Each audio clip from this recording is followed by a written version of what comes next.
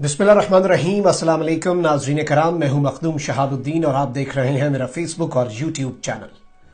ख़वातीन व हज़रात, कल की रात इसराइल के ऊपर बड़ी भारी थी। कल की रात इसराइल का उतना नुकसान किया गया है जितना तारीख में कलेक्टिवली आज तक मिलाकर इसराइल का नुकसान नहीं हुआ। इस कदर इसराइल की ईंट से ईंट बजाई गई है और तल अवीव शहर के बेशतर जो मकाम हैं वो राख का ढेर बन के रह गए हैं।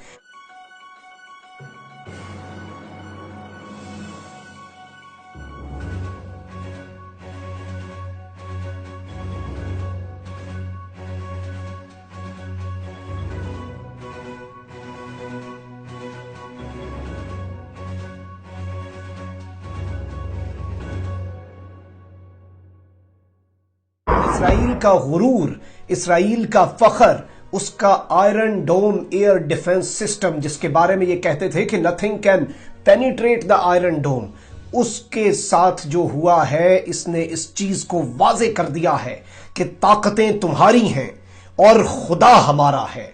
अक्स पर ना इतराओ, आईना हमारा है।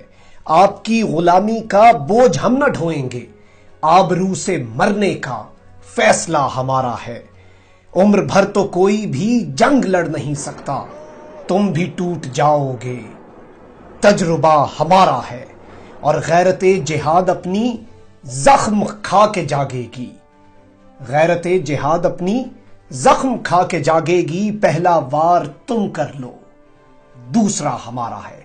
और यही हुआ है इसराइल के साथ। मैं ऐसी वीडियोस, आज की इस वीडियो में ऐसे क्लिप्स आपके साथ शेयर करूंगा जिससे आपको पता चलेगा कि इसराइल के साथ कल रात हुई क्या है और ये सब कुछ कैसे हुआ। इसराइल इसके लिए तैयार क्यों नहीं था और उसने किस तरह से हमास को और फलस्तीनियों को अंडर एस्टिमेट किया, किसने आकर मदद की, किस किस मुल्क ने ग्रीन सिग्नल दिया और किस तरह से कल रात जो है वो इसराइल की तारीख की बदतरीन रात साबित हुई है। इसके साथ साथ कुछ और बड़ी तहलका खेज मेरे पास अपडेट्स हैं। एक इसराइल का शहर नाज़रीन इकराम लॉर्ड, उस शहर के अंदर इस वक्त कर्फ्यू नाफिज हो चुका है और उस शहर के अंदर से मुसलमान लोग उठकर, खाना जंगी का मामला है, पुलिस की वैनें जला दी गई हैं। यहां तक कि मामला इतना खराब हुआ कि नेतन्याहू को खुद उस शहर में जाना पड़ा। मैं वो तफसीलात भी आपके सामने रखूंगा।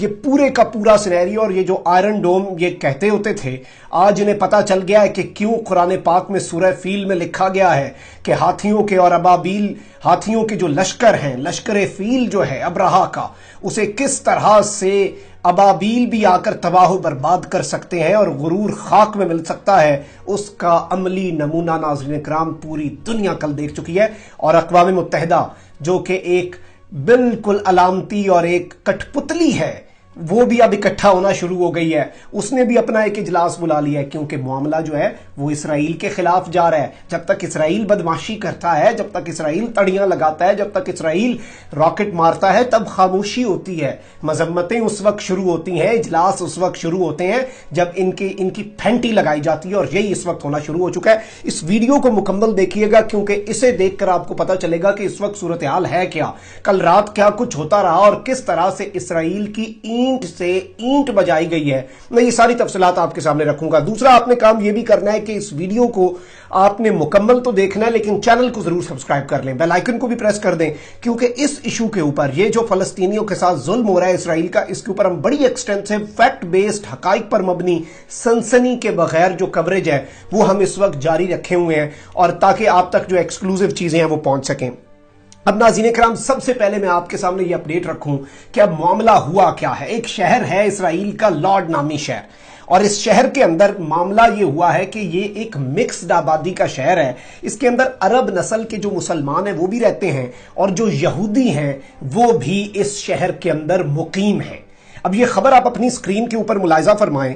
After Gaza barrages, major rioting and chaos erupt in Lod, according to mayor it is civil war.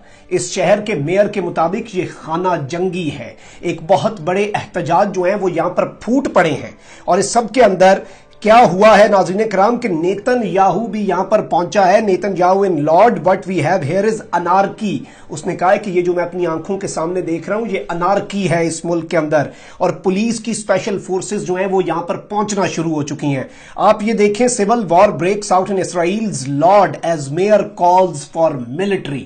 Mayor جو ہے اس نے ملٹری کو بلا لیا اس شہر کے اندر. اور دوسری انادولو نیوز ایجنسی کی خبر بھی دیکھیں. میں اس لیے اس وقت آپ کو ساری خبریں بھی دکھاتا ہوں کیونکہ ہم نے انالیسس کرنا ہے. ایک میڈیا آؤٹلیٹ, اگر ہم اسرائیل کی میڈیا آؤٹلیٹ کو سٹڈی کریں گے وہ اپنا موقف بتائے گی, اگر ہم فلسطین کی میڈیا آؤٹلیٹ کو دیکھیں گے وہ اپنا موقف بتائیں گے. ہم نے سب کو انالائز کرنا ہے. ہم نے انٹرنیشنل میڈیا کو, فلسطینی میڈیا کو اور اسرائیلی میڈیا کو سٹڈی کر کے سب آپ کے سامنے رکھنا ہے تاکہ پوری جو پکچر ہے وہ کرسٹل کلیئر ہو جائے, صرف ایک سائڈ کے فیکٹس اینڈ فگرز نہ آئیں, تاکہ سچویشن کو سمجھا جا سکے.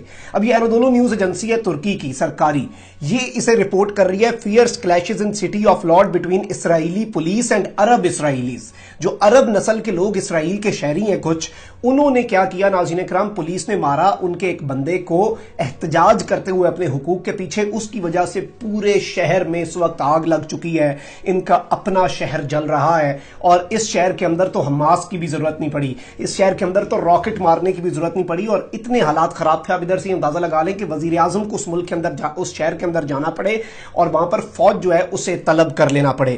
اب ناظرین کرام دوسری امپورٹنٹ چیز, یہ جو ان کے ساتھ معاملہ ہوا ہے اور یہ جو آئرن ڈوم کا ان کا جو ایک غرور ہے وہ خاک میں ملا. یہ آئرن ڈوم کیا ہے, اس کے بارے میں بڑا آپ سنتے ہوں گے.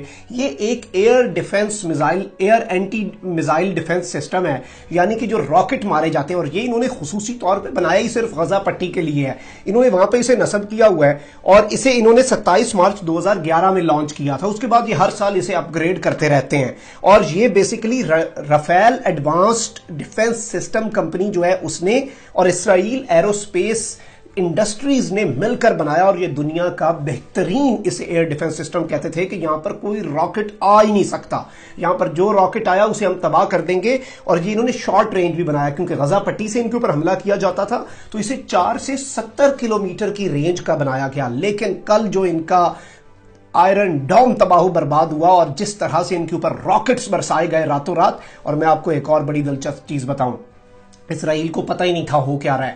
اسرائیل انڈر ایسٹیمیٹ کر کے بیٹھا تھا. اسرائیل کو سمجھ ہی نہیں تھی کہ حماس کے پاس اتنے راکٹس کہاں سے آئے. اور اب میں آپ کو بتاتا ہوں کہ حماس کے پاس بقایا راکٹس آئے کہاں سے. حماس ایک سنی آرگنائزیشن ہے. حماس کے جو میجورٹی لوگ ہیں جو لڑ رہے ہیں وہاں پر, وہ ایک سنی مکتب فکر سے تعلق رکھتے ہیں. حزب اللہ ایک اور گروپ ہے ناظرین کرام, وہ شیعہ گروپ ہے. اب آپ کو پتا ہے کہ اس شیعہ سنی کا ایک پوری ہسٹری بھی ہے اور ابھی تک مسئلہ چلتا رہتا ہے. شیعہ حزب اللہ نے سنی حماس کو راکٹس دیے اور سنی حماس نے اٹھا کر وہ راکٹس تل ابیب شہر کے بیشتر علاقوں کو راکھ کا ڈھیر بنا دیا کل رات. اور یہ معاملہ ہوا ہے, دس از دا ریالٹی. اور جب یہ شیعہ اور سنی اتحاد ہوتا ہے, جب مسلم اتحاد ہوتا ہے, تو یہ ذوالفقار جو حضرت علی کی تلوار تھی اس کی طرح 2 دھاری تلوار بن کر تمہارے ساتھ وہ حشر یہ کر چکا ہے کہ تمہیں کل رات سمجھ نہیں آنے دی انہوں نے کہ ہوا کیا, اور تم اب بھاگے جا رہے ہو عالمی دنیا کے پاس جنگ بندی کرانے. اب اسرائیل جو ہے وہ بیک فٹ پہ جا رہا ہے اور یہ اس وقت سچویشن ہے. البتہ وہ جنگ کی تیاری کر رہے ہیں, میں اس پر بھی آؤں گا.